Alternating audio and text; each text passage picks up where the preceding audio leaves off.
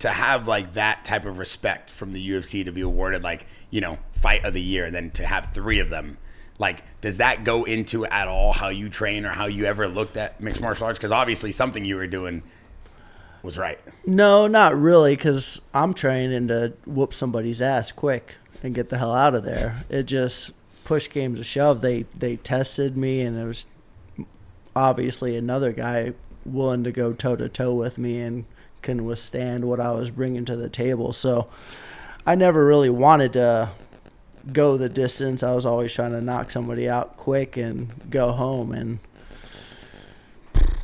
hopefully you never have to show that hard, and I happened to do it a couple years in a row. Yeah, and I've been watching a lot of your fights, and I don't think nobody in the sport had a heart like you. I think, correct me if I'm wrong, I think you fought, Mevin Manoff?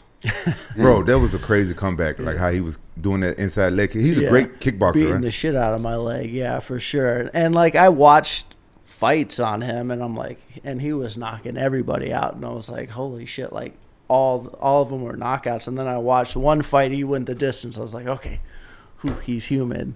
But he threw me off. I thought he was gonna throw hands and then finish with kicks. He was just kicking the shit out of my leg and just came in for the kill, and I was able to catch him with a big one. That was good. I think I was in the corner when you fought Tiki. Oh yeah, I was in Tiki's corner. Yeah, a long ass time ago. Yeah. I mean, shit, he almost kicked me in the face. Yeah, Tiki was a strange one. He was a kickboxer that never had a kickboxing fight. Yeah, went straight to MMA. Yeah, that was a good fight too. You know, so it was my friend, but I was hey, that's the way it goes. Yeah, and he like did an interview, and he was like talking shit.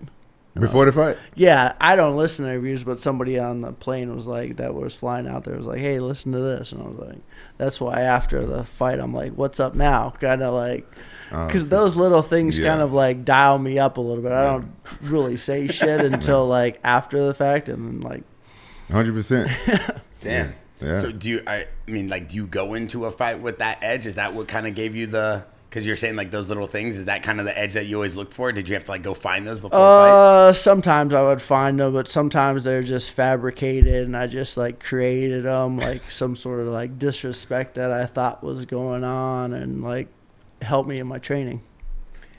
I mean, to have like a fight of the night and then to have 3 of them, like I said, is there something that stood out of those 3 fight of the years that you kind of basically were like, wow, this was like the craziest fight I've ever been in? Like when you go home to yourself to think about your career? No, it's just who I am. Like, that's why I was able to do this for so long. I just enjoyed fighting. I enjoyed like that moment. I felt like it was like out of a movie like Rocky IV or whatever, where it's like, let's freaking go.